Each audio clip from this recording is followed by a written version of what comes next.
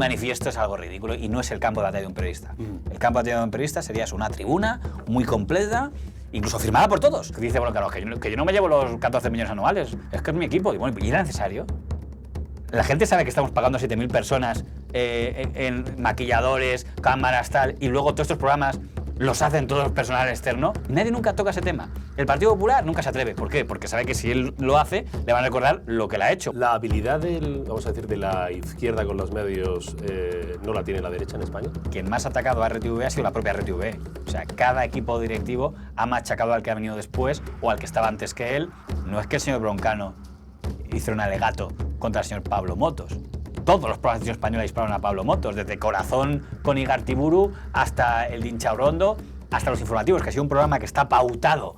El mecanismo que vosotros seguisteis para entrar en TV, cuando luego lo ha usado otro color, pasa a ser horrible, ¿no? Redacción paralela. Luego, si quiere usted, hablamos de la mayor chapuza de toda la historia, que fue cómo trató RTV en su primer año el gobierno de don Pedro Sánchez. No hay peor transición en toda la historia de la presidencia de RTV. Igual que la derecha no sabe hacer humor, porque la derecha pues la izquierda no sabía hacer tertulias. Llevamos 40 años y la derecha no ha decidido una opinión sobre televisión española. Le preguntas según el día y cambian, ¿no? Yo creo que la asignatura más lamentable de la etapa de José Aznar no es la política electoral, sino la económica. O sea, que cuando llegue Zapatero se encuentra una televisión pública con una deuda de 7.000 millones de euros, eso no le iguala a nadie, aunque creo que le van a igualar en breve si siguen por el camino que siguen, ¿no? Escribe mi admirado y oyente de este podcast del Purgatorio, Juan Soto Ibars, en el prólogo del libro del que ahora hablaremos, dice: hace la mayor parte de este trabajo sin ver pedir un duro como un franciscano, y lo cuenta en su canal de YouTube. Ahí podemos ver a este curioso personaje frente a una webcam barata, vestido con una camiseta raída de la Jornada Mundial de la Juventud, en medio de una habitación en la que ninguna mujer querría tumbarse, acompañado de amigos tan diferentes entre sí como los personajes de un Mortadelo y listos como Bacterio. La mata se ha convertido en una referencia ineludible para los que luego se llevan la pasta y hasta el prestigio en los medios de comunicación. Es prólogo, pero, joder, te pinta un poco feo ahí. Hay que decir que cuando yo le dije, hay una frase que ha tenido mucho éxito en mi familia, y adivinó cuál había sido. Lo de la habitación. Sí, no sé en por la qué. que ninguna mujer querría acostarse. Al final, ¿sabes qué? Yo vengo de una familia en la que hay mucho cura, con lo Sí, cual ya... Pues ya... hay dos. O sea, sois tres, hay dos hermanos, hay dos que son curas. Hostia. No, pero le honra el prólogo. A usted, digo, le honra el permitirlo, porque yo escribo un libro, a mí Soto Ibars me escribe esto y digo, ¿tú eres imbécil? Yo te invito a que me escribas el prólogo y me pones aquí... Bueno, camioneta raída, habitación en la que no hay mujer querría tumbarse. Yo creo que la actitud de estas cosas más que dicen, lo ves, que te dicen los padres que dicen que no te peinas bien, que no te cuidas, tal, pues ahí le veo un poco maternal, ¿no? Al señor Sotibar de, a ver, abríchate la camisa por fuera, venga, sí. Tal. Ya es marca suya, ¿no? Marca... Bueno, lo peor es que alguna vez que la gente ha dicho qué mal sales, yo en mi mente pensaba que estaba bien. O sea, que la parte estética es... Pero sí es cierto que hay un componente también de decir aquí lo de... Esta es como la gruta del buitre, la gruta del lugar donde uno está, y al final lo más importante cuando uno quiere, digamos, mantener la constancia es que uno esté a gusto. O sea, y aunque sea algo que pueda parecer muy caprichoso, y si ya haces un proyecto a muy alta escala no te lo puedes permitir, pero cuando estás un poco a pequeña escala dices, mira, si al final... me obsesiono mucho con la imagen o tal, los que además tenemos un porte que llega hasta donde llega, pues igual nos desanimamos muy rápido, con lo cual al final dices, mira, al final me siento a gusto con esto, pues hoy con esto, tal, pues hoy con esta camiseta, pues ¿sabes? Con la JMJ, que es de 2011 o 2012, cuando vino aquel... Esa es de mi heredada de hermano mayor, como sabes que los hermanos pequeños heredamos. Sí. Vaya crecimiento el del canal, suyo, digo, el de la hemeroteca del buitre. Bueno, si lo compara usted con cómo ha crecido el canal donde hace usted las entrevistas, ya lo quisiera yo para mí. No, pero aquí hay que tener en cuenta, aquí hay un equipo muy profesional de gente que hace edita los vídeos, usted está no iba a decir solo, casi solo. Sí, pero sí es verdad que una cosa divertida, que a usted supongo que le pasará mucho más, pero que es divertida cuando de repente alguien te solo dice, ostras, ya me van a... ¿Quién es? No tengo suelto, no, pero no sabes por qué se acerca. Tú estás de repente, yo qué sé, tomando algo en la cafetería, cerca y dices, perdón, me quieren robar, manos arriba, tal, y dice, no, que veo su canal, tal. Sí. ¿Ha visto usted no sé si ha visto el meme, que hay un meme así como romántico, gracioso, de te mentí, no tengo Netflix, vamos a ver la hemeroteca del buitre? Ah, ¿no? Ese es muy bueno. Ese no lo había visto. Es que es el chaval con la chavala Pues bueno, se puede cambiar, o la chavala con el chaval, o los dos chavales o dos chavalas, me da lo mismo. Y vale, te mentí, no tengo Netflix. Vamos a ver la hemeroteca del buitre. Entonces, bueno, este apúnteselo para... No aspiro para tanto, pero me es extrañable que alguien lo haya hecho. Este apúnteselo. Bueno, como ya vino al purgatorio, pregunta de la fe, relación con la fe, todo esto ya no la saltamos, ¿no? Bueno, aún no he cambiado. Si dentro de un tiempo cambio y pues le informaré para que pueda actualizar, pero de momento sigo en la misma posición que la vez anterior. Creo que han repetido en el purgatorio, ha repetido, creo, usted y después Rubén Amón y ¿quién más?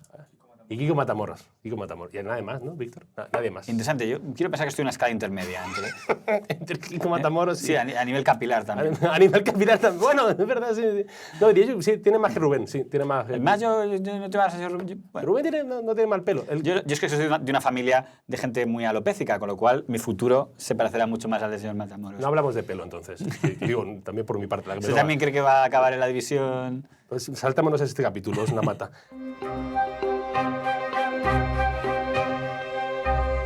Juan Francisco Lamata, bienvenido al Purgatorio de nuevo. Muy buenas. Gracias por aceptar la invitación, por venir.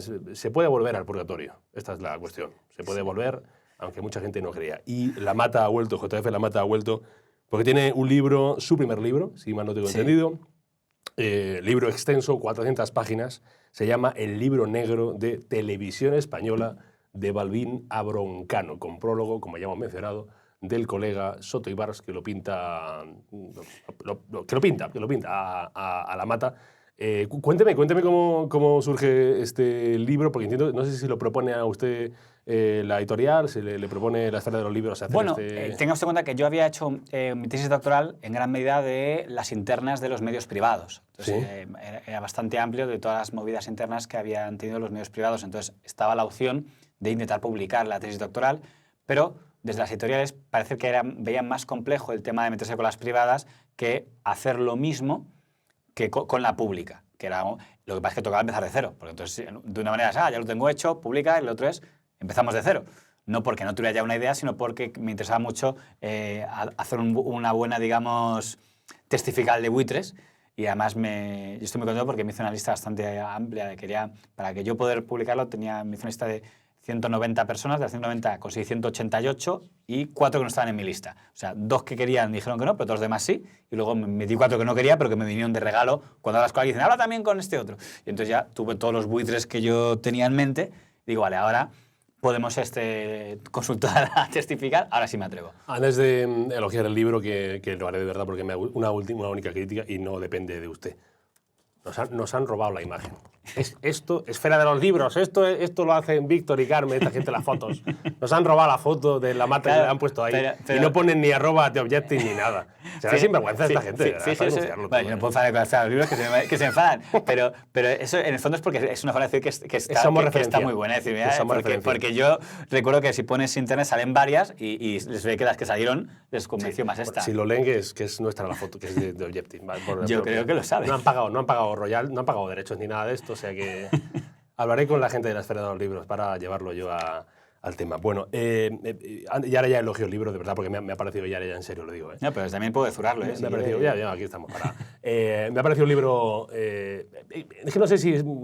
Yo hablo desde mi posición también de un poco de friki de los medios, porque a mí me interesa estos tejemanejes, esos intereses que se mezclan en lo empresarial, también en lo personal, en las relaciones de pareja, de amistad, de enemistad, de tiranteces. Yo le confieso que quería un poco tanto el que lo recordara, que lo pudiera revivir, como el que no conociera nada, conocer todas las movidas que ha habido, controversias y polémicas, de ahí que la imagen sea esa imagen del como alquitrán que cae, todos esos episodios oscuros que ha habido en la historia de RTV, pero no con la idea de demonizar a todos los que han estado al frente de Televisión Española, sino de intentar definirlos para bien y para mal. También todos ellos han vivido un poco una silla eléctrica, que es a veces la televisión pública. Son en parte culpables del desastre de imagen que tiene Televisión Pública porque han contribuido a ella. Pero también son gente que intentó, en la medida de lo que ellos creían, hacer una televisión pública como ellos creyeron que era mejor, incluso si en su caso incluía el capítulo que fuera afín a el gobierno que les tocó en su época. Pero igual que puede parecer muy políticamente correcto cuando el libro no creo que haya gustado a ninguno de ellos, pero aunque no se lo crea, te despierta su lado de empatía, ¿eh? Cada mandamás que ha habido en RTV, sí. O sea, todos ellos, incluso los que han sido más polémicos, incluso los apellidos más estigmatizados, como pueden ser el señor Calviño o el señor Urdaci, a mí me despierta mucha empatía porque cada uno a su manera vivió su propio infierno. Y de todas maneras, si alguien nos está viendo y es un trabajador de Radio Televisión Española o un compañero o conoce a gente, además usted lo menciona en la dedicatoria del libro, que está dedicado a los trabajadores de Radio Televisión Española, que la inmensísima mayoría de todos ellos hacen un trabajo lo mejor que pueden, lo más profesional que pueden. Lo que pasa es que también tengo que decir una cosa. Hay una cosa que gusta mucho decir en Televisión Española Sí. y que yo no puedo comprar, es cuando ha habido polémicas. Bueno, esto es culpa de los políticos que mangonean todo. Y vosotros también. Quiero decir, no digo todos, pero quiero decir, todos los episodios que han dado mala imagen a RTV tienen un gran componente de responsabilidad política, indudablemente. Pero cada mando político ha tenido un equipo de gente que era periodista, que era profesional de la casa y que contribuyó. Y que cuando luego no está en el poder, también contribuye a pisotear la imagen de RTV, porque quien más ha atacado a RTV ha sido la propia RTV. O sea, cada equipo directivo ha machacado al que ha venido después o al que estaba antes que él. Con lo cual, insisto, si hay tan mala imagen de TV en estos momentos en Televisión Española, es porque los propios profesionales de RTV también son los primeros en contribuir a destrozar la imagen, porque este es del otro equipo, porque este es del otro. Con lo cual, no pueden decir, no, es culpa de los políticos. Los políticos y de buena parte de vosotros, que también trabajáis día a día en pisotear la imagen de RTV. Sí, porque una de las, yo creo que de las lecciones que puede dar el libro es que uno a veces, a lo mejor, de un modo más, de una mirada más virgen puede llegar al libro y decir, los políticos cómo han manejado... También, pero no solo ellos. Pero claro, después una de las lecciones que da el libro es los políticos y periodistas que han querido también participar de esa batalla, ¿no? Fíjese, muchos dicen, es que ¿por qué los periodistas no defienden un poco que se defienda un poco la imagen de TV y no se machaque siempre? Y digo, pero si es que vosotros mismos la estáis machacando siempre. Quiero decir, por ejemplo, yo qué sé, en la etapa del PSOE, quien machacaba muchísimo la imagen de TV, pues los Ansón, ¿no? Desde la ABC, que machacaba a televisión todos los días. Y Ansón, ¿quién era? Era un exdirectivo de TV. ¿Quién machacó mucho la televisión española de no sé qué etapa de Aznar? Pues el señor Gabilondo, que había sido otro directivo de TV en la etapa de Castedo. El señor Fortes, cuando estaba el gobierno Rajoy, machacaba a televisión española todos los días porque no le gustaban los que estaban. Carmen Sastre está en eso eventualmente. Cuando entra Fortes, sale Sastre, Sastre es la que empieza a machacar desde Twitter la imagen de TV.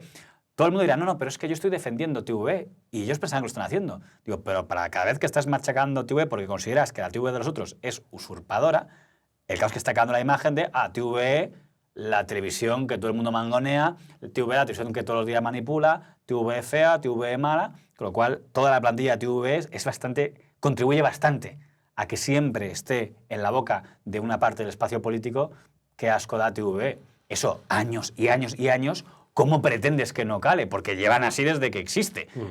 En este caso desde que hay democracia, porque antes no lo hubieran permitido, pero desde que existe democracia siempre ha habido un equipo de gente de TV que te dice, TV da asco, qué mal lo están haciendo ahora.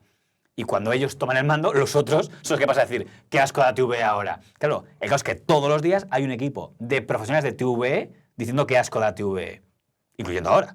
Lo cual dices, bueno, tienen derecho a opinar, pero que al final todo eso ayuda a que la imagen vaya calando. Después de haberme leído el libro, empiezo a usted a analizar desde la primera etapa del gobierno de la UCD, o sea, los albores de la democracia, hasta ahora mismo. Le falta esta última etapa ya de José Pablo López como presidente de la Una figura muy interesante. De la corporación. La sensación es iba a decir de pena o de rabia o de tristeza, porque lo que uno ve es que ningún gobierno, ni ningún consejo de Radio Televisión Española, ni ningún presidente han cumplido la palabra de la independencia, de la neutralidad política, del buen hacer. Entonces, mi pregunta es, ¿hay solución? ¿Usted es optimista o estamos ya condenados a perpetuamente tener una radiotelevisión española de manera controlada, de manera permanente? Entiendo que con todo lo que está cayendo no sea lo que más preocupe, pero yo creo que una de las asignaturas que puede apuntarse el gobierno actual del señor Pedro Sánchez es que ha terminado de destrozar el espíritu que pudo haber, si es que lo hubo, con la ley 2006, ¿no? Que realmente es muy difícil ser optimista porque se ha intentado casi todo. O sea, se intentó que hubiera presidentes o antes directores generales de RTV que no tuvieran carnet de partido.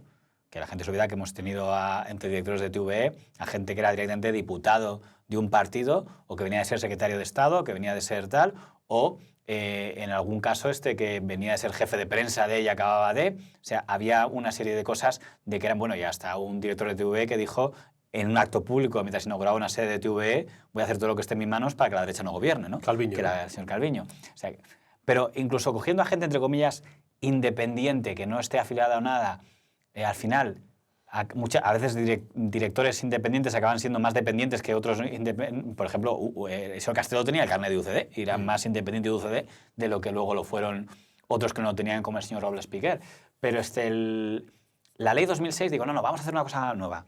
Vamos a hacer una cosa en la que sea que el poder ejecutivo no esté concentrado solo en el director general, sino que haya un consejo donde tengan funciones ejecutivas todo el consejo, y además el consejo que no sea 4 años, sino que sea 6, y así deja de estar vinculado con las legislaturas, porque ya no rompemos que cada legislatura cambie si esto es un mundo que va aparte.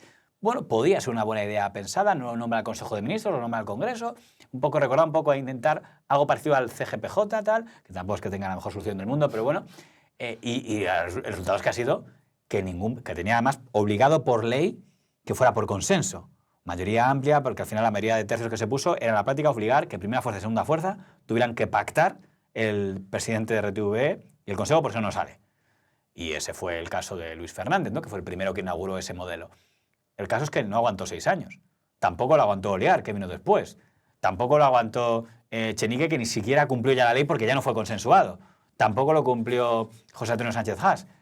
Llega dicen, bueno, pero es que son estos del PP. Estos del PP que no cumplen porque son unos tal. Bueno, era la esperanza, ¿no? Cuando llega el señor Pedro Sánchez, es la esperanza de que vuelva a cumplirse la ley 2006. Toda la excusa, que ahora queda muy en entredicho, de los famosos Viernes Negros, las manifestaciones masivas, por lo cual se hizo todo aquello, era porque el PP había incumplido la ley 2006. Es lo que decían ellos, el Consejo de Informativos de entonces, tal.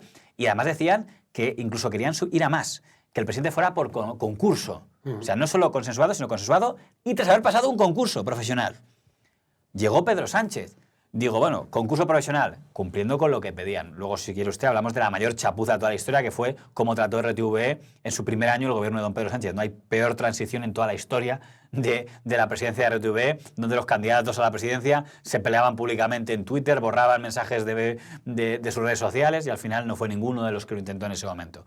Pero claro, es que lo que ha pasado el trimestre pasado ha sido brutal. Porque el mismo Pedro Sánchez, que había llegado diciendo, no, voy a respetar la ley de 2006 y voy a hacer encima ir a más porque me lo piden los trabajadores y voy a hacerla por concurso. Concurso público, ¿no? Ha dicho que ni concurso, ¿para qué concurso, para qué? Digo, bueno, vale. Asume como una ocurrencia lo que él mismo hizo en 2018 porque no ha intentado repetir, que duró hasta 2021. Y dice, pero la ley 2006 también la voy a saltar. ¿Para qué? ¿Se la saltó el PP? Pues yo también me la puedo saltar. Con lo cual, aunque nadie lo ha dicho... Y modifica los dos tercios. ¿Se da usted cuenta que acaba de matar a Zapatero? O sea, es la única herencia que quedaba. Es que por lo menos la izquierda, ya que la derecha nunca creyó en ello, por lo menos que la izquierda respete el único sueño que tenía la ley 2006 que quedaba, que era decir que el presidente se elogiaba por consenso. El momento en el que dicen, ¿para qué? Decreto, como hizo Rajoy. Digo, bueno, una buena, te has rajoizado. Con la diferencia que Rajoy no la suya. El problema es que yo nunca creí en el fondo de esa ley, ¿vale? No la aprobó él, pero eso teóricamente nos llevaba vendiendo la matraca de que ellos sean los que de verdad creían en una televisión pública consensuada. Y saca por decreto ley, se cepilla al consejo anterior, donde había 2 personas que se querían llevar por delante, como fuera, y pone a uno prácticamente a dedo, le quita las competencias al consejo, pero le sube el sueldo, una cosa fantástica. O sea, dice, vais a hacer mucho menos, porque ahora el presidente concentra los poderes del antiguo consejo de administración, más los que antes tenía directores de contenidos generales, con lo cual tenemos un consejo castrado, pero que cobra 10 veces más. Dices, pues, no, hombre, no parece muy difícil saber que los que están allí no están precisamente para decidir nada, ¿no? Sino para a regalar algo muy entrañable a los socios parlamentarios, ¿no? Pero sobre todo no se ha dado cuenta del golpe moral que tiene. Dejad la imagen que destroza toda la imagen de los Viernes Negros. Digo, porque el hecho de que no se haya movilizado, y ya sé que van a decir, pero estamos en contra de lo que se ha hecho. Pues no he visto mucha movilización, ¿verdad? Lo cual nos lleva a reinterpretar esa movilización de entonces. ¿Esa movilización que había era realmente por el tema de la ley 2006 o era por el fuera concurso o era porque no eran los vuestros? Y punto, porque es lo que la gente va a pensar. Hombre, se puede deducir. Digamos, alguna gente... Entonces, porque dices, si no tendrías que haber habido ahora protestas y no las ha habido. Con lo cual ya, sin querer, ha destrozado don Pedro Sánchez la imagen de la ley 2006 y dos, a todos los del Consejo de Informativos y todos los de las camisas negras y todos, porque dices, bueno, entonces no era tan importante el tema que fuera por consenso. Decía, no, pero es porque este es de los buenos y los otros eran de los malos. Dices, ya, pero supuestamente no tenía que depender de si fuera de los vuestros o no, sino de la forma en la que llegaba.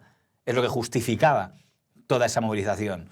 Si ya no depende de cómo llegan, sino de su línea, pues se relativiza mucho el tema. Claro, los que sean de derecha dirán, no, si nosotros nunca, siempre tuvimos claro por lo que lo hacían.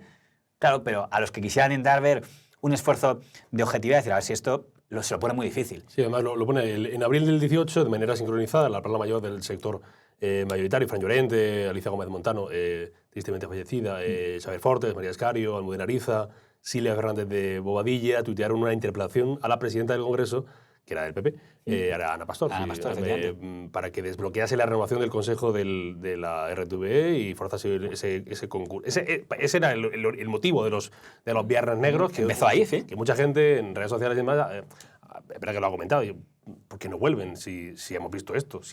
Teóricamente, si no hay concurso, y más, han llegado más lejos, es que ni siquiera se han molestado en consensuar al nombre de don José Pablo López con la oposición. Entonces, teóricamente se está incumpliendo una ley. Es verdad que ya lo incumplió Rajoy con González Echenique y con José Antonio Sánchez, pero dices, teóricamente vosotros era vuestra ley. Era lo que más presumía el PSOE de yo intenté, teóricamente, dentro que habría mucho que hablar de lo que fue la ley 2006 y qué parte de espejismo y qué parte era real, pero teóricamente la apuesta del señor Zapatero era, mira, yo quiero una televisión española en la que pueda ponerme la medalla de yo la he liberado, ¿no? La he despolitizado. Me puedo permitir incluso que haya alguna colleja al partido mientras mi persona quede un poco al margen, y de eso me voy a encargar porque me he ganado la confianza mutuamente con el director de informativos, que ha quedado al margen de todo el equipo directivo de Televisión Española, y quienes me van a apoyar van a ser los privados. Porque mi modelo de televisión es fomentar dos medios privados, dos operadores privados de televisión que me apoyen, que son 4 y La Sexta. Igual que el señor Aznar había querido apostar por un modelo privado que era Antena 3, que su idea era que fuera la Antena 3 de Telefónica Media, ¿no? El que me defienda, la Antena 3 buruaguizada, para que lo entendamos. Aunque al final, en un momento al final tuvo miedo y digo, voy a refugiarme en la pública, que al final esto con los privados no siempre sale bien, ¿no? Claramente el señor Pedro Sánchez no se fía de los privados. Ha dicho, sí, está bien, pero bueno, es que... Y es la primera vez que, en vez de apostar por hacer fuerte a un medio privado amigo, está apostando por hacer fuerte a la televisión pública afín. Todos los gobiernos quieren que la televisión pública sea su campo de fuerza, lo que no les ataque.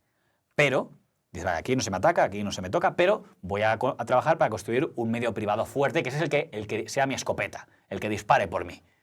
Aquí la escopeta está siendo la propia TV, que eso es llamativo. Eso es una diferencia del modelo Pedro Sánchez, del modelo Aznar, al modelo Zapatero. ¿Eso no ha pasado nunca? Esa es la pregunta que le hago. Yo diría que no, porque tenemos, hombre, claro, si vamos a UCD y a la primera etapa de Felipe, en la que no había privadas, pero es que no había el concepto de televisión escopeta. Había un concepto que no dejaba de ser un poco la herencia del nodo, ¿no? El lugar donde se mete, que no se profundice mucho, que se tome todo muy por encima, porque la labor, digamos, más profunda ya es en los medios escritos, y es ahí donde nos vamos a pelear por tener un medio escrito afín, otro medio...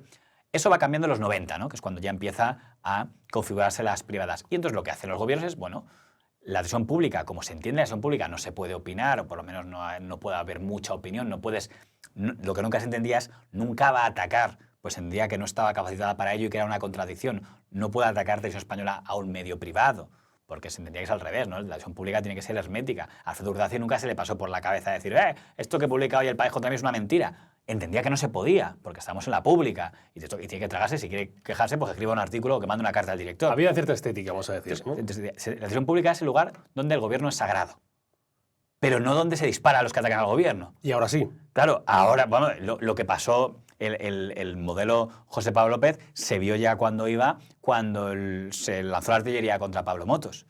No es que el señor Broncano hizo un alegato contra el señor Pablo Motos, es que toda la artillería disparó. Todos los programas de televisión española dispararon a Pablo Motos, desde Corazón con Igartiburu hasta el de Inchaurrondo, hasta Los Informativos, que ha sido un programa que está pautado. Es Los Informativos, que nosotros todavía dirigía Pep Vilar, y dices, esto no es Broncano, no seamos ingenuos, digo, esto alguien ha ordenado que toda la casa se movilice contra un programa de una cadena privada. Y el programa de la hora de Todos. La No, es que lo uno, estoy mirando. que tiene, como digo, excelentes profesionales. Sí, eso no lo dudo, pero la tertulia empezó con ese tema. Es una cosa que se obvia a veces, esto de la tertulia. Lo hicieron todos. El primer tema con el que se trató y el primer tema post-titulares del telediario fue ese, y en el programa de Fortes lo trataron. Todos los programas que tienen contenido lo trataron. Ya digo, hasta que hacía Astigartiburu lo comentó, diciendo en el corazón de los sábados. Con lo cual dices, no seamos ingenuos. Esto es una orden editorial de que vayan todos contra él. Y ahora, que nadie le extrañe, si vemos que frecuentemente, tanto en el programa este que va a empezar el señor Cintora, dentro de unos días cuando grabamos esto. Malas lenguas, ¿no? Como incluso en el programa, de una manera más inofensiva, pero que no nos ha agradado que en el programa de la familia de la tele sea habitual que hagan referencias. No en temas políticos, ¿no? Pero que no va a ser raro que interpelen cosas publicadas. Ya lo ha hecho Iván Chorondo. Iván Chorondo, en un programa suyo, habló de este digital como ese panfleto que yo me río cuando lo leo, y no lo dijo en una carta al director que mandara, lo dijo delante de todos, que es algo que antes se entendía que no se podía hacer. Nada lo prohibía, pero era cuestión de comunicación pública que pagan todos. De imagen, vamos a decir, de imagen o de cierto si a mí me da asco, yo qué sé, pues el Confidencial que sea, pero no lo digo en la televisión pública, pues acaso mando una carta al periódico Amigo y escribo un infolibre en una tribuna diciendo que asco me da el diario tal, pero no desde la propia televisión pública porque no es de él, no es tuya. Ese espacio, digamos, no es tuyo. Lo que pasa es que ahora hay un cambio de modelo y ahora va a ser algo muy habitual. Y tanto a lo mejor es que no confía Sánchez en, digamos, sus propios medios afines, porque eso parece claro. Estamos viendo ahora, y todavía está por ver qué acaba pasando ahí, esta operación, vamos a decir... Tiene que ver con Televisión Española lo que está pasando. Operación... el Telepedro, lo que llaman Telepedro. Sí, lo que llamamos Telepedro, que mucha gente se puede llegar a perder, pero básicamente el gobierno va a lanzar una oferta de televisión. Este país es curioso, pues se lanza una oferta de televisión, ya todo el mundo sabe para quién va esa oferta. Eso suele pasar en la historia Eso suele pasar en la historia de este país, ¿no? O sea, lanzan la oferta, todo el mundo sabe que esa oferta se supone que va a ir para el grupo Prisa. Y después en el Consejo, bueno, cuéntele usted más o menos, yo creo que sabe mejor explicarlo que yo, pero ahora mismo hay una disputa, digamos, de Moncloa por tener mayor control sobre Prisa, o el mayor posible, para echar a Orgulian, que es el actual presidente del Grupo Prisa, el mayor accionista del Grupo Amber. Es curioso porque cuando llegó el señor Orgulian a la presidencia del Grupo Prisa, después de haber hecho una interesante purga, algunas de las personas purgadas ahora están por aquí, unas cosas que hace editorialmente es acercarse mucho al gobierno. Y el argumento de Orgulian, el que usa cuando justifica por qué hizo usted esa purga y ese giro, que en el fondo ya había empezado antes, pero bueno, lo termina con su etapa, es una cuestión de nicho. Él entendía que El País históricamente tenía que ser el periódico con el que se identificaran los afines al Partido Socialista. Actualmente el líder del Partido Socialista es Sánchez, pues tiene que volverse sanchista, porque se entendía que la cúpula que había en el diario El País no era sanchista. Podía ser progresista, pero no era. Entonces, bueno, se hizo la purga y tal. Claro, qué curioso que ese directivo que estaba dispuesto a hacerlo más... Y además esto como apuesta empresarial, le decía, si es lo que... Sí, como negocio, vamos a ver. Si la gente quiere identificar a este periódico como que defiende al gobierno frente a otros, pues tiene que ser así, ¿no? Que es como, el equivalente sería como si de repente a un director de ABC no está de acuerdo con la cúpula del Partido Popular y dice, nada, despedido. Digo, ¿por qué? Y dice el empresario, es que al final la gente que le ABC tiene que llevarse bien por narices con el presidente del PP, que si me llegara el actual cúpula de ABC se enfadaría de esta comparación, pero que a veces hay gente que puede entender eso, es una cuestión de nichos. Entonces no discrepes porque tu nicho te va a pedir eso. Vale. El problema que le ha pasado al plan Orgulian, los números, que cuando dicen, oye, que tienes que apostar aquí por televisión, dice, perdón, no. Una cosa es que me digas que el periódico sea afín, que vale, pero que tengo que volver, estamos saliendo de una deuda que todavía no está pagada y todavía se está negociando la última ampliación de capital y me quieres meter ahora en una televisión. Orgulian siempre ha sido coherente. Orgulian llega y dice aquí en 2020 ya que televisión ha sido una ruina. Dice que Sogecable fue el cáncer del Grupo Prisa, que no quiere saber nada de la televisión. No, pero es que ahora el gobierno viene... Él, de hecho, yo creo que esto no hubiera pasado si Miguel Barroso no hubiera muerto. Porque Miguel Barroso era un poco el que templaba un poco el intermediario de estas historias, ¿no? Pero eso recordemos que no era un consejero a propuesta de otro accionista, no era un consejero a propuesta de Global Alconava, que es el grupo, digamos, que está detrás de la tele. Era un consejero a propuesta de Orgulian. Por tanto, le había reconocido una cierta confianza y era el que tenía hilo directo con Moncloa. Él es el que mete a Contreras, claro, pero Contreras nunca fue él. Muere Barroso. Su hueco nunca es ocupado. Contreras empieza a actuar como si fuera Barroso. El Barroso bis, pues yo soy el nuevo interlocutor con Moncloa, tal. El hilo directo entre Orgulian y Sánchez. Pero te habías trabajado construirla, porque por lo que ha pasado parece ser que no estaba tan bien cuadrado, ¿no? Y todo esto está ya cuando hay una entrevista en el diario El País del presidente de Prisa Media, Carlos Núñez, lo que llamo yo una autoentrevista, cuando dice, ya el siguiente paso es la televisión. Sí. Claro, inmediatamente después aparece una portada en Expansión de Ugurlian diciendo que ya es cosa que tenéis la competencia de responder. Diario económico de la competencia. Claro, diciendo, TDT es inviable. Y además ya dice, igual tenemos que reflexionar la continuidad de algunos directivos. Y el mismo día que se hace entrevista está dimitiendo Carlos Núñez. Más que dimitir, diría que le dimitieron. Y si caía Carlos Núñez, caía Contreras. Con lo cual era todo un órdago de quien se cree muy fuerte, como para, ya me atrevo a decir, a soltar que estoy para presionar al otro, como si ya lo decimos no se va a atrever. Olvidando que en una empresa que cotiza en bolsa o en acciones es muy difícil desafiar al dinero. De ahí la famosa jugada de Vivendi, de a ver si conseguimos que Vivendi cambie de opinión, porque es verdad que está haciendo sus deberes. El grupo, llamémoslo Grupo Contreras para simplificar, el Grupo Global Alconama, que es el que quiere la televisión, ha hecho gestiones con la familia Polanco, ha hecho gestiones con otros pequeños accionistas, no sé si lo conseguirán Carlos Slim, intentando tener esa mayoría. El problema es que el hecho de que se filtre eso de Vivendi ya demuestra que el otro sector ha dicho, como dicen, prietos somos y en el camino nos encontraremos. Lo que se filtra de Vivendi, para si alguien nos está escuchando o viendo y no sabe muy bien por dónde va, porque hay gente que a lo mejor está un poco más perdida, lo que se informó, creo que fue un diario francés, Le Point, ¿no? Le Point, informó de que se había reunido en París el ministro para la transformación digital y, que lo ha reconocido. Y líder de la oposición, aunque intentando del PSOE madrileño, Jar López, junto a Marc Murtra, el presidente de Telefónica, sí, que es la parte más la mayor comprometida, con el accionista mayoritario de Vivendi, que es ese grupo francés que tiene una buena posición de acciones en el grupo Prisa, para decirle, básicamente, entiendo yo, era, nos la vendéis a nosotros y os vais.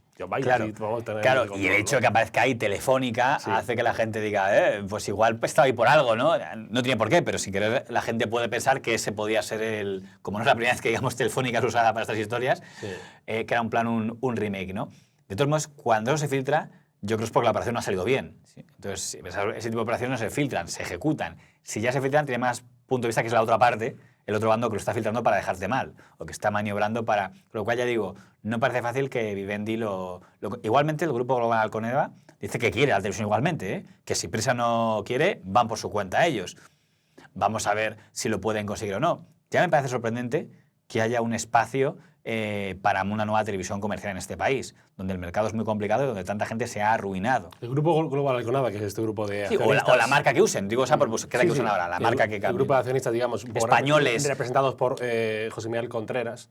¿Usted diría que todo lo que está pasando y como decimos, estas filtraciones o estos vaivenes mediáticos del gobierno de Pedro Sánchez, digamos que se le ven muy rápido las costuras a sus intentos de intentar controlar o acercarse o sin la muerte de Miguel Barroso no hubiera pasado?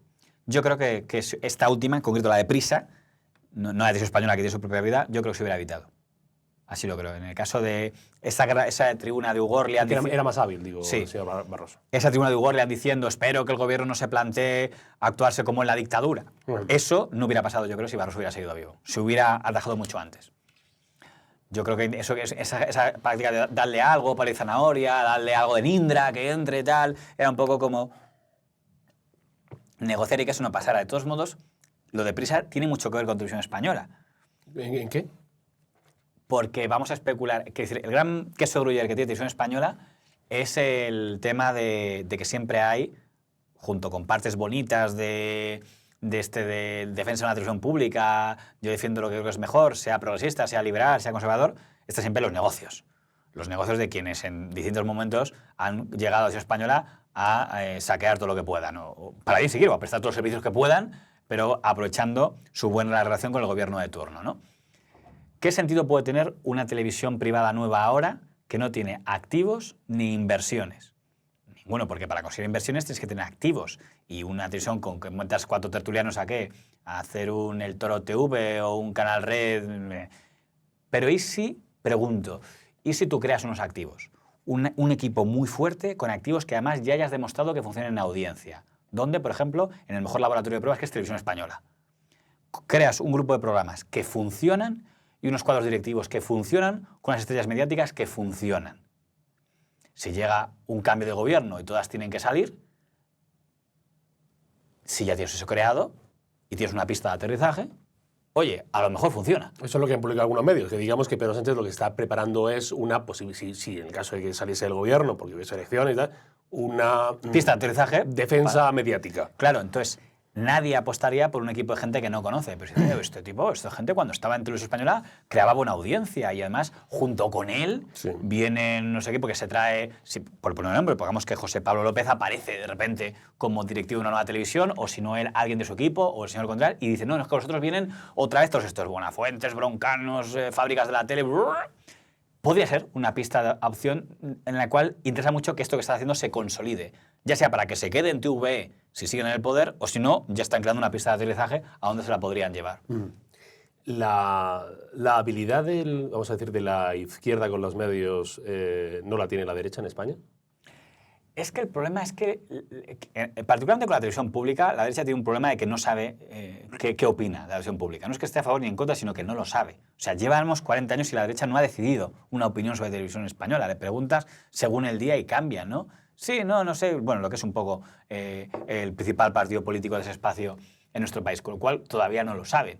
Quiero decir, es llamativo, ¿no?, que el gobierno que presume de ser más liberal, como es el de la Comunidad de Madrid, no se ha atrevido nunca a meterle mano a Telemadrid. Al final, como todos los políticos se sienten atacados, pues que me defiendan a mi televisión pública al menos, ¿no? Y están creando programas últimamente muy defensivos, ¿no? Yo me quedé sorprendido cuando viene el primer programa a don Antonio Naranjo sacando la imagen de Ayuso diciendo, la están atacando injustamente, diciendo, vale, ya sé que eres Telemadrid, pero ¿vas a ser tan bestia de defender directamente a la presidenta de la Comunidad de Madrid en tu primer programa? Lo hizo.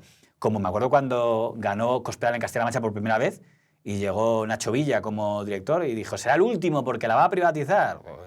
Luego no se atreven. Al final dices, entonces, ¿por qué? Pues entonces no digáis nunca, ya, ¿por qué no suprimís el argumentario liberaloide? ¿Qué decía Miguel Ángel Rodríguez? No le costará nada encontrar en Plan Buitre. Sacamos lo que decía Miguel Ángel Rodríguez de las televisiones públicas. Yo las cerraría todas, tal. ¿Ya no tiene influencia o ha cambiado de opinión? Porque hasta donde yo sé, él elige directamente los territorios de Telemadrid. Por tanto, no dice, no, es que yo no mando, yo querría, por mí lo cerraría. No, está interviniendo también, ¿no?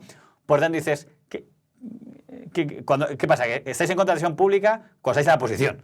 Cuando mandáis ya el criterio ahí cambia, ahí ya no queremos que se cierren. Entonces, si no tenéis un modelo de televisión, es muy difícil defender nada de lo público.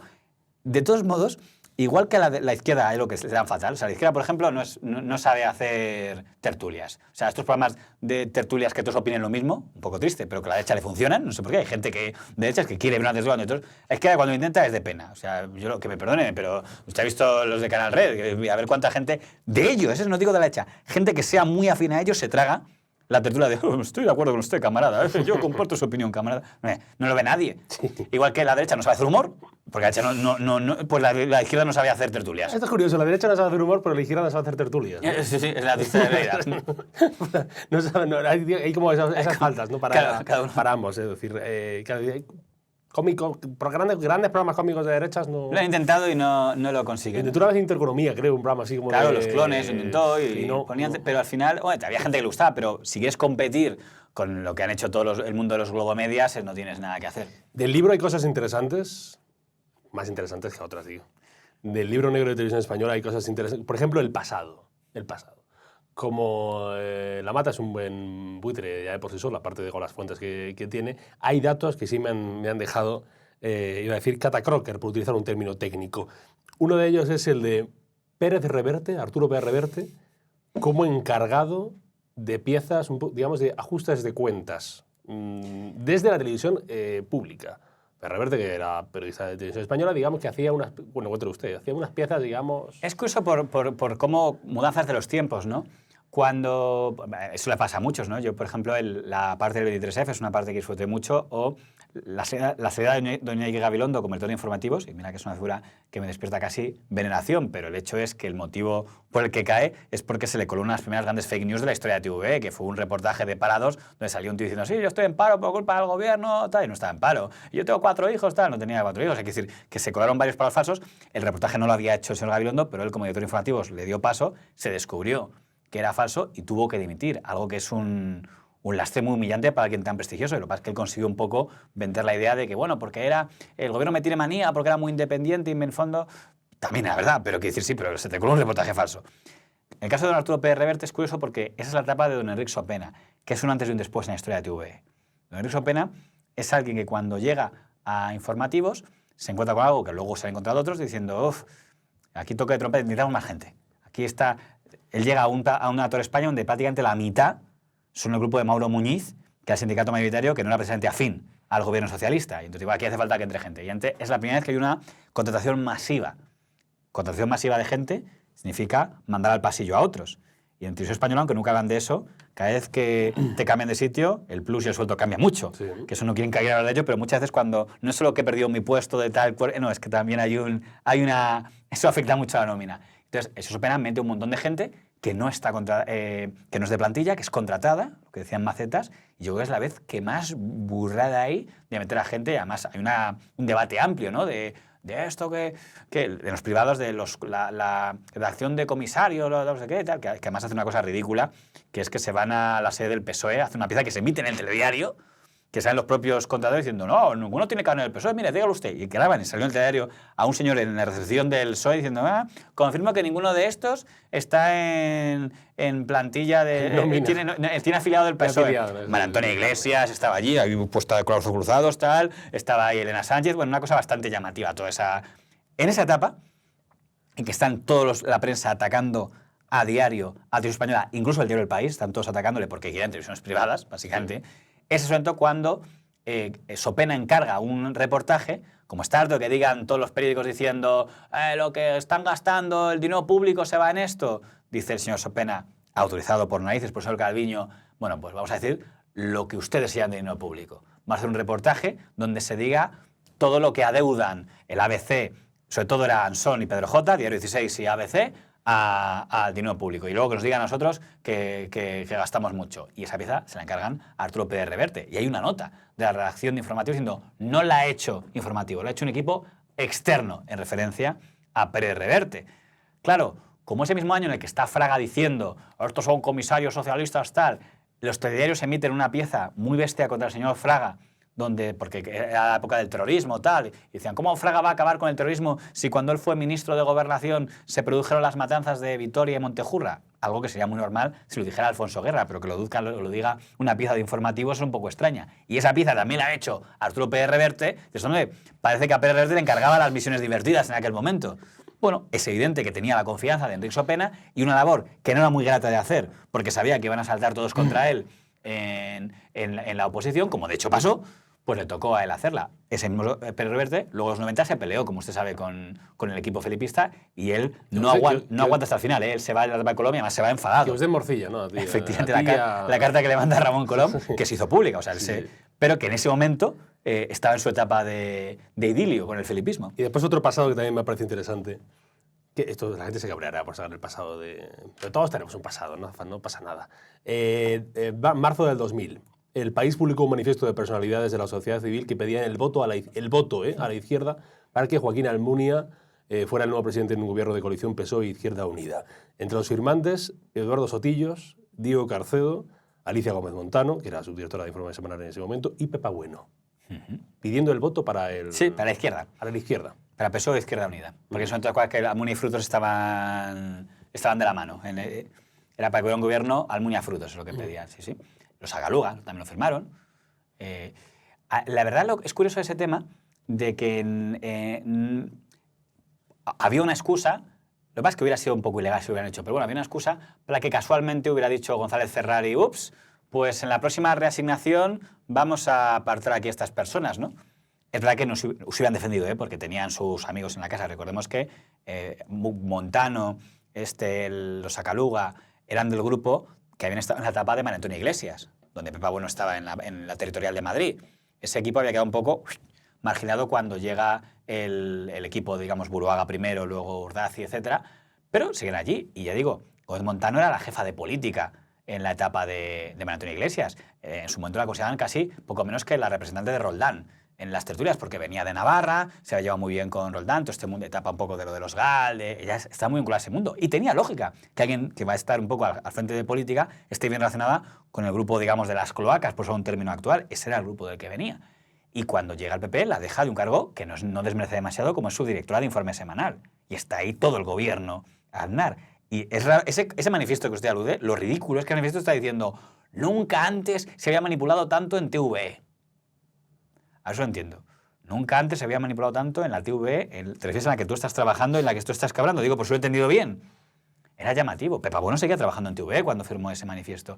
Entonces, claro, como no funciona como una empresa normal, lo lógico en cualquier empresa es así. Si un grupo de trabajadores hace un comunicado aquí diciendo creemos que el jefe de la sección tal es un manipulador, solo hay dos opciones. O ese jefe de sección es despedido o ese jefe de sección prescindirá de todos ellos. Pero oye, necesito que haya buen rollo, si no confiáis en mi trabajo, porque tiene que funcionar esto. Que gente que forma parte de un equipo de RTV haga un comunicado diciendo creemos que hay que votar a la izquierda porque nunca antes se había manipulado tanto aquí y sigan todos allí, es algo que solo puede pasar en TV. Claro, te diría, hombre, tírate tú a tocarlos, encima nos metemos, han censurado su libertad de opinión. Claro, no se puede tocar libertad de opinión, pero tampoco es fácil funcionar bien si te están diciendo gente del equipo que considera que el equipo lo está haciendo rematadamente mal, ¿no? No parece que dé una imagen de mucha confianza, ¿no? En ese momento no se les tocó y al revés les dio como cierto prestigio. Ese comunicado no deja de ser antepasado de lo que luego será el Consejo de Informativos. No, pero ese comunicado sí me ha traído al presente el comunicado que salió hace... Eso se fue 2020... ¿Cuál dice? El momento de la carta de, sí, de los periodistas espontáneos, ahí estaban también Gabilondo no, y... digo sí, el de que también estaba Inchaurrondo. Cuando dijo, me pienso si dimito en 4 días. Exactamente, sí. Entonces hubo un comunicado sí. contra el golpismo judicial y mediático. En el que había periodistas. Creo que una parte relativa era para esta casa y la otra para el Confidencial. No creo que eran los dos que entraban en ese momento, en los dos prohibidos. Entre ellos estaba pues la señora Inchaurrondo o el señor Gabilondo, donde más o menos se veía se venía a leer. No me gusta opinar mucho, pero qué lamentable, ¿verdad? Quiero decir, yo lo siento mucho porque parece que te quita objetividad, pero mandar una carta para solidarizarte con el gobierno, aunque lo pienses, se supone que el gobierno no necesita solidaridad. O sea, los manifiestos de solidaridad es con gente que entiendes que está... Es como si, por ejemplo, mañana empiezan a meterse mucho con el líder del partido político que sea, el señor Feijóo. Se supone que no hace falta que los periodistas digan nos solidarizamos con el señor Feijóo, por mucho que te llegue muy bien y que tú creas que es injusto lo que está haciendo. ¿Por qué? Porque ya tiene recursos de sobra para defenderse. Una carta de solidaridad es cuando es una entidad que parece que no puede defenderse. Y esta no está defendiendo, pues oye, que sepas que aunque no lo esté diciendo, yo creo que lo que se está haciendo con ahora es injusto. Y mira, lo hemos comentado, yo que sé, imagínense que un político retirado, que de repente alguien está diciendo la gestión del ministro tal fue porquería 20 años después tal, y dice, pobre político está acabado, nadie está diciendo, oye, va a hacer un manifiesto diciendo que sepan que un grupo de personas sigamos pensando que lo que hizo esta persona hace 20 años merece un respeto. Un presidente en activo que tiene todos los resortes del Estado, incluyendo la abogacía del Estado, que usó y me parece bien que la use. Y encima se da la circunstancia de que algo tiene que ver con Televisión Española, donde están vinculados algunos de los que firmaron ese manifiesto.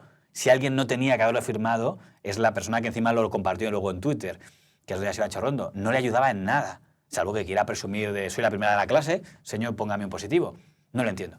No le ha ayudado en nada. Gabilondo, bueno, ya está más pero en el caso de ella, que está justo en TVE, si hay un periodista que no debe hacerlo, por cuestión de su propia imagen, sería la que esté trabajando en la televisión pública. Sí, sobre todo porque, entiendo yo, y esto ya es opinión, el que haya una serie de personas en la calle en España que se manifiesten porque quieren apoyar al gobierno y al señor, por supuesto que es totalmente legítimo. Ahora bien, que haya una parte de la profesión periodística que lo que diga es estamos en contra de que se publique información. Claro, sobre pero además, quien sea, si es que no es el terreno. Pongamos que dices, no, es que me parece que las informaciones de Objectif y El Confidencial son golpismo mediático. El periodismo es apasionante para combatir. Pues oye, no me parece que la televisión pública sea adecuado, pero yo que sé, haz una tribuna muy buena en Infolibre o en un medio que tienes bien, pues, en El País, y digas, mentira, mira, qué vergüenza tal, no han respetado las... Y contesta aquí si le parece, que decir, ese es el terreno. Y me parece... Y yo creo que pasa, que no tiene sino Inchaurrondo, que yo creo que tiene capacidad, acaba de escribir un libro, si no queremos la maldad que ha escrito alguna persona en un digital, acaba de escribir un libro, pues tiene esa habilidad literaria, pues que haga una tribuna y además se humilla a este periodista, mira, es que esto que has sacado no cuidaron esto y esto otro, que que tú la leas y dices, nos ha puesto la cara al revés.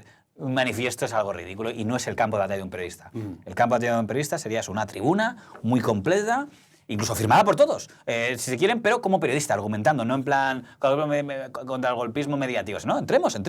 Entremos en... Si no quieres discutir con ellos porque te caen mal, pues haz una tribuna amplia. Antes escribía más, Fortes se hacía eso, escribía una tribuna en un digital amigo y ahí ponía a parir lo que no le gustaba. Me parecía que era mucho más sensato eso. Y con argumentos. Puede estar en contra. Contado, no, pero sí, argumentaba. A veces, bueno, a veces no, en este país como casi siempre no importa el qué, sino el quién. El qué, sino el Entonces, quién. Hay una cosa que me da una idea de eso que es triste, que es cuando alguien dice algo que es radicalmente contrario en función de que cambia el qué o el quién. A mí un punto, por ejemplo, que me llama la atención de la historia de TVE es cuando en la etapa de la señora Carmen Sastre al frente de informativos contrata a 9 mujeres porque le parece que la plantilla necesita refuerzos, ¿no? Y se le lanza una campaña contra ellos, la campaña que se llamó La Redacción Paralela, titular del diario El País. Estas 9 mujeres, que son 9 fachas, que son 9 tal, le reciben el ridículo. El día que entran, se encuentran a todo el Consejo de Informativos dándole la espalda. Como no sois compañeras nuestras, lo toman foto, lo suben a las redes, sacan en un digital sus perfiles, mirad lo fachas que son, que esta era la presentadora del Tiempo en Intereconomía, que era Alejandra Lloce, por lo visto era un crimen haber presentado la información meteorológica en Intereconomía. Esta hacía un programa agrario en radio, en la radio que tenía Intereconomía, que era Alicia Gracia, que hablando ahí del campo tal. El digital que publica sus perfiles es el que dirige don Enrique Sopena, que nosotros está vivo y de hecho, y digo, a ver, te estás criticando lo que tú hiciste en el 85, con la diferencia que ellos han sido 5 y tú metiste a 50. Y luego, gente, digamos, que apoya esa campaña, como el Consejo de Informativos que hay en ese momento, miras quiénes son y dices, pero si tú entraste entre los contratados. O sea, la señora Rodríguez Voces, que me hace los respetos, luego se hizo plantilla, pero entró como contratada en ese grupo. El que en asunto presidía el Consejo de Informativos también había entrado como contratado. Tú dices, a ver si entiendo lo que estáis haciendo. El mecanismo que vosotros seguisteis para entrar en TVE, cuando luego lo ha usado otro color, pasa a ser horrible. No, redacción paralela. Sale Fortes en La Sexta diciendo, gente que no ha mamado a la televisión pública, que hace entrando ahí y tal. Claro, es curioso cómo, según cambia el contexto, cambia el relato. Decía, no importa el qué, sino el quién, porque el Consejo de la Televisión Española ha abierto una investigación por la emisión del documental 7291 sobre el COVID, que es este documental que se emitió hace unas semanas, donde la pandemia en España quedaba restringida a una zona en concreto, a una gobernante en concreto, y era la región de Madrid, Comunidad de Madrid. Sería un pariente mío por ahí, por cierto. Y a la señora Díaz Ayuso. Como puso por ahí algún tutor, ya no me acuerdo quién lo puso. No sé por qué lo llamaron pandemia, si solamente ocurrió en Madrid. Está bien pensado. ¿Sabe que hicieron una especie de comisión ciudadana los de la oposición en Madrid para evaluar si había habido, digamos, o no una mala praxis? Y estaba ahí el juez Martín Pallín, y uno de los que estaba ahí era mi tío, Fernando Lamata, que fue consejero de Sanidad con Castilla-La Mancha del PSOE, y es uno que estuvo allí, que ha escrito un libro donde creo que lo llama Genocidio, lo que pasó en la Comunidad de Madrid. Bueno, eso no está de acuerdo con su tío, entiendo. Me parece que ese término es un poco excesivo, pero bueno, es una novela, también es un recurso. No, decía lo de no importa el qué, sino el quién, porque este documental se emitió y ahora veremos si el Consejo de Radio Española dice algo, opina algo, pero usted sí cuenta algo interesante en el libro y es sobre una pieza, no es un documental, es una pieza que hace el periodista Gerardo Castro en Documentos Televisión, donde digamos que se cuestiona la labor del gobierno de Sánchez sobre la pandemia del 2020, pero ese reportaje no se llega a emitir nunca tal y como lo hace Castro, entiendo. Es que yo no conocía este caso, por ejemplo. Ese momento fue muy bizarro. Tenga usted en cuenta que la pandemia fue algo, digamos que no es un episodio para enorgullecerse de nadie del sector mediático de este país, supongo que más países, pero es que nuestro país fue palpable. Es llamativo que, teniendo en cuenta lo muy discutible que hay en la gestión mediática de la pandemia en 2020, cuando se cumplen 5 años, todo el foco se quiera poner en el tema de la Comunidad de Madrid. Pero ese documental ya ha pasado casi un año. Lo que pasa es que como era un tema que nadie se atrevía a tratar, Genaro Castro, que le habían marginado ahí a hacer un programa a las 2 que se emite en las madrugadas, como él también tenía contactos, dices, bueno, pues yo voy a hacer una pieza donde se manifieste lo que pudo costar esa imprevisión. Y voy a sacar testimonios y voy a sacar tal. Un reportaje que en principio nadie tendría por qué haberse enterado de que había. Lo que pasa es que él empezó a hacer, porque era lo goloso que es televisión española. Wow, estaba además doña Rosa María Mateo, que puede ser un episodio bastante negro en la historia de TV, el de doña Rosa María Mateo. ¿Qué le vamos a hacer? Las cosas son así. Hay pocas cosas positivas que sacar de esa etapa, porque además todos se pelearon con todos. O sea, no creo que nadie habla bien. De hecho, hasta gente que al empezar, digo, qué bien, pues yo qué sé, el mismo Forte, el Fran Llorente, tal, acabamos diciendo, pero que se vaya ya esta señora cuanto antes, por Dios. Bueno, en esa etapa, que emita la televisión pública un reportaje donde se cuestione la labor del Ejecutivo en el tema de la pandemia, se ve que era algo que no podían ni soportar. Y eso que, ya digo, era un reportaje en la 2, a las 12 de la noche, un poco antes, pero bueno, que empezó después, porque entró en esa la jugada. Claro, que el equipo de la dirección de informativos, es decir, Josep Pilar, es decir, Rosa María Mateo, metan mano, Enrique Hernández también, aquí vamos a hacerlo con los nombres propios, metan mano a una pieza sin decir solo al autor, y que cuando se emite el autor ve que le han metido un pegote de 6 minutos antes, para, bueno, es que todo el mundo estaba así, tal, lo que pasó, tal, la presión fue en todas partes, tal, que dices, al margen de ya lo que opines editorialmente, es una cuestión de respeto a un autor. De hecho, el Consejo de Informativos tenía un problema. Porque si una figura, con perdón, que odiaba el Consejo de Informativos era Genaro Castro, y le tuvo que dar la razón. Y le aseguro que no lo hicieron alegre. No en plan, era como decir, joder, qué mierda que tenemos que dar la razón a Genaro Castro, el tío al que más odiamos, y porque no podían dar por válido eso. Y tuvo que hacer una condena. Y el Consejo de Informativos condenó a la dirección de señor Pilar, que fue ese era el que estaba dirigiendo Informativos cuando mandaron el saludo a Pablo Motos, era también él. Sí. Por haber hecho eso, aunque no me creo que una decisión tan bizarra y tan fuerte la pueda tomar sin el visto bueno de los dos tutores que eran Enrique Hernández y Rosa María Mateo. ¿Cree que le entrevistarán en Radio Televisión Española sobre este libro? Claro, es que el problema es que a mí me hace gracia porque no me gustaría que se interpretara como un ataque a la televisión pública. Es que no lo es, de hecho. Lo que pasa es que, y ya digo, insisto, gente que ha hecho muchos episodios muy discutibles, como pues yo que sé, Pilar Miró despidió a un presentador porque no sacó un discurso de Felipe González como no quería y se llevó por delante también hasta el director de Informe Semanal. O sea, cada cual tiene sus episodios. En la etapa del Partido Popular no entendían, en la etapa de Aznar, que me hace hacer porque Aznar todo el mundo pone el foco de el pobre Urdaci, que parece que personifica el mal en estado puro. Yo lo llamo el villano perfecto porque le han convertido, cuando yo creo que la asignatura más lamentable de la etapa de Aznar no es la política ni electoral, sino la económica. O sea, que cuando llegue Zapatero se encuentra una televisión pública con una deuda de 7.000 millones de euros, eso no le iguala a nadie, aunque creo que le van a igualar en breve si siguen por el camino que siguen, ¿no? Son cosas que son, fíjese, la historia de TV es la historia de España. Tenemos a figuras como doña Leticia Ortiz, que estuvo por allí y que en un momento fue utilizada como palanca en medio de la guerra entre los dos bandos que hay en la televisión española, y luego ya cuando se convirtió en princesa, la última guerra fue la guerra de la Casa Real para impedir que ella siguiera, cuando ella quería seguir trabajando, y como hicieron algo tan ridículo de que la Casa del Rey le diga a la dirección de TV, oye, os va a pedir seguir, decirle que no, pero decid que es cosa vuestra. Y decían, no, dígaselo usted. Digo, oye, si los hoy reyes eméritos tienen problemas con la princesa, que lo solucionen ellos y no nos hagan, no deleguen en nosotros, ¿no? Digamos, cada episodio tiene sus cosas, pero la parte principal, y yo creo que se puede interpretar como una defensa de TVE, es decir, en lo que todo el mundo debería estar de acuerdo, sea de más progresista, más liberal, es decir, si Televisión Española es la batalla de un negocio, no es todo una batalla, no, en lo que yo creo del servicio público, no, también es una batalla porque es un suministro de dinero por el que siempre se pelean comensales.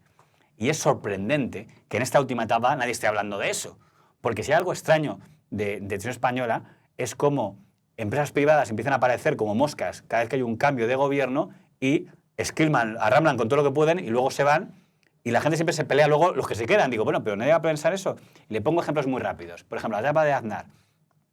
Un gran director de TV, que fue un gran director, porque hay un tipo de directores que son la gente que quiere potenciar y meter chispas. Suelen coincidir con los que tienen que ver con las privadas, con las productoras privadas.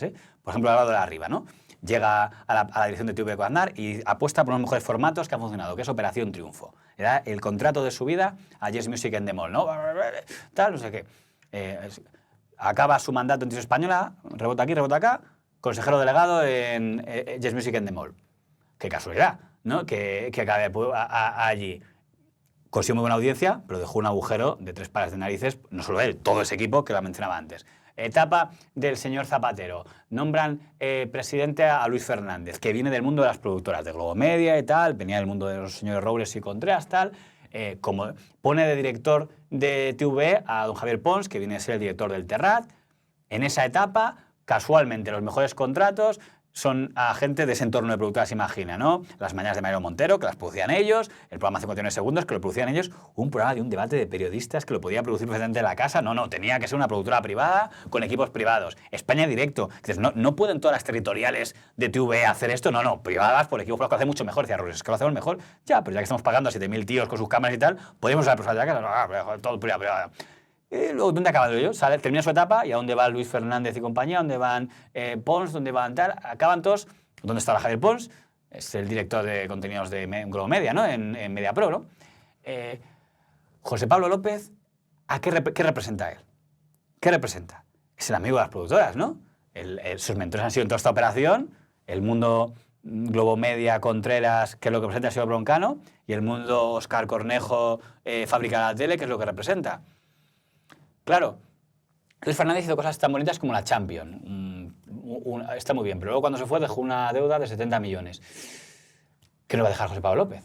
No, voy a meter chispa en la audiencia, eso está muy bien. No, yo hago un servicio público. He conseguido que un montón de gente que no veía la televisión pública vuelva a verla, que lo va a conseguir. Sin duda alguna, la audiencia va a subir. Eso queda muy bien presentado así. Se puede presentar así o se puede presentar que voy a hacer que hagan negocio mis amigos. Y a lo mejor cuando yo acabe mi trabajo aquí, ¿me voy a trabajar con mis amigos? A lo mejor o yo o mis amigos van a favorecerse bien. Entonces, todo se puede vender muy bien. Decir, no, pues son ese tipo de directivos, es el modelo de directivos que trabaja para hacer crecer la audiencia de la televisión pública. Sí, y también hará crecer los beneficios de unos cuantos. Es curioso que esa parte estén disimulando.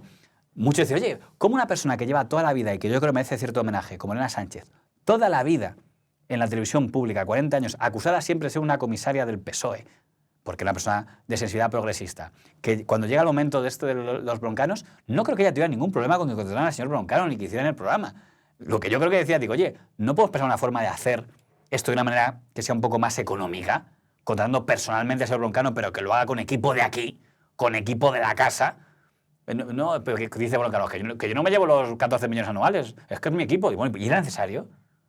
La gente sabe que estamos pagando a 7.000 personas en maquilladores, cámaras, tal, y luego todos estos programas los hacen todo el personal externo. No, es que yo me fío más de mis cámaras, me fío más de mis maquilladores. Digo, ya bueno, pero es que los estamos pagando igualmente. Y nadie nunca toca ese tema. El Partido Popular nunca se atreve. ¿Por qué? Porque sabe que si él lo hace, le van a recordar lo que le ha hecho. Porque creo que Broncano gasta 90 millones por programa. Creo que cuando estaba el PP, el programa este que hacía Javier Cárdenas, contra 150 millones por programa. El programa este que hizo Carlos Herrera, que era 300 millones por programa. Masterchef creo que hace 500 millones por programa, que es decir, al final... 500.000. Entonces, claro, decir, es muy complicado... Sí. Sí, perdón, se subió. Estaba diciendo millones. Yo entendía que eran 300.000. Sí, he metido millones que ya quisiéramos. ¿Lo está diciendo en pesetas o en euros? 300.000, sí, 300.000 euros. Era 80.000 euros en el caso de Broncano, etcétera. Entonces, claro, dices, es muy complicado el que pueda el Partido Popular decir nada porque sabe que este modelo no lo ha creado Pedro Sánchez, la parte que tiene que ver con la parte económica. Todo el mundo se ha acostumbrado a que todos los programas se hacen todos con producción externa. Que, por cierto, hay un debate con si eso es reglamentario. El programa que va a hacer Cintora ahora, el señor Cintora, que por cierto es su segundo intento desde que la otra vez largó, el PSOE fue el que largó la última vez porque le veían demasiado podemil y según Cintora porque estaban todos dominados por Ferreras y Mauricio Casals. Bueno, ahora vuelve a casa. Ese programa lo van a hacer dos productoras, ¿no? La del Mundo Contreras y la del Mundo... Sálvame, ¿no? Según el reglamento de televisión española, un programa informativo lo tiene que hacer el equipo de informativos, tiene que hacerlo, por tanto, personal de la casa, que es el argumento por el que se cepillaron más claro agua en el programa anterior que hizo el señor Cintora. Que hay que admitir que no se lo pusieron fácil, ¿eh? Las cosas claras. Las cosas claras, sí, perdón, que he dicho más claro agua. Más claro agua. Me voy cambiando eso al de 13 y Isabel Durán, ¿no? Pues ese programa lo hacía la propia plantilla, les recibió muy mal. Era como, ay, invasores, tal, no eres de la casa. Porque no entendían que un programa así, ellos hubieran querido, pues como el que hacía Fortes de Más Desayunos, un programa así lo tiene que hacer gente de la casa, que hace aquí una productora privada, Contreras y Cintora viniendo aquí a hacerlo. Y le hicieron puñaladas, poniendo twitters franganillo y gente diciendo qué vergüenza de programa, esto no pega aquí y tal. Que también lo piensas y dices, oye, yo soy Cintora, a mí me han contratado a hacer un programa y compañeros tuyos están tuiteando contra ti y tal, el propio Fortes está, y dices, oye, que no debió ser nada grave para él. El día que se va, él dice, me hubiera gustado que hubieran tratado de otra manera a los compañeros de aquí. Yo vine aquí Yo no sé por qué lo hace una productora, a mí me encargaron, pero lo gracioso es que vuelve y vuelve en las mismas condiciones. Porque tampoco ahora va a hacer un programa con equipo de la casa, otra vez vuelve a ser con una productora externa, porque por lo visto nadie se plantea nunca hacer un programa de la casa. Claro, si venía aquí alguien que fuera súper liberal, Milei, vendría con la sierra y diría, bueno, pues si no vamos a usarlos, entonces prescindimos de todos. Vamos a hacer una auditoría, ¿cuántos de los 7.000 personas de verdad están siendo usadas? Lo que pasa es que oye, me dan esos 7.000, oye, perdona, que yo me saqué mis oposiciones. Y tienen razón, pero quiere decir, entonces, ¿qué hacemos? Pues si se tiene que quedar, usarles a ellos. Y si no, ¿por qué seguís usando este modelo que hacen igual PP y PSOE de todo se hace con personal externo? Y nadie quiere nunca meter mano a esa asignatura pendiente. El único que intentó meter un poco mano fue el señor Zapatero cuando llegó con la ley 2006 y como que se arrepintió por el camino. Lo empezó y luego yo creo que le pilló grande. Digo, ya los consejeros áulicos tienen su fuerza y también intervinieron. Se cabrea el señor Lammata, se cabrea el señor Lammata. Sí, pero por ejemplo, en el Consejo actual, castrado de TV, que pintan ahí los consejeros del Partido Popular, porque están allí. ¿Qué sentido tiene que participen? O sea, un consejo que no tiene competencias y que además es hacer el caldo gordo, porque deberían denunciarlo, ¿no? Decir, esto es ridículo, está... Y no, al final han entrado al trapo. ¿Por qué? Pues porque son de buenos sueldos, supongo. Que claro, si no va a pagar 400 son al año, 100.000 casi, que decir, a ver quién dice que no a eso. Juan Francisco Lammata, aparte de tener un canal de YouTube que se llama La Biblioteca del Buitre, ha escrito el libro negro de televisión española. Como ven, tiene datos para dar y tomar. Puede leer el libro, comprarlo y seguirán informándose sobre... Te damos una cosa, ese tipo de virus actúa en todas las televisiones públicas, ¿eh? El equipo este el cruce de intereses. O sea, yo, por ejemplo, digo, el director de TV3 que adjudicó un contrato que fue clave para la productora de minoría absoluta, la de Polonia, que desde entonces ya ha crecido, no está ahora ese director de TV3. Anda, es el socio de Toni Soler en esa productora. Claro, es muy extraño. Es como los gobernadores del Banco de España que siempre acaban trabajando para el banco al que han favorecido, ¿no? Porque acabó Luis Ángel Rojo trabajando en el Banco Santander que le había regalado Banesto, o Caruana que trabaja para el BBVA, que es la que ayudó cuando el intento de... Pues siempre hay puertas giratorias extrañas de las que nadie habla. Y los de productoras y directivos de TV públicas, algún día alguien tendría que meter un poco de mano a eso. Aquí las puertas giratorias han sido que ha vuelto al purgatorio el señor Lammata. Gracias por venir. A usted por aguantarme. Con Dios. Y nos vemos ya cuando saque otro libro sobre... si me aguanta. Me aguanto. Gracias, Lammata. A usted.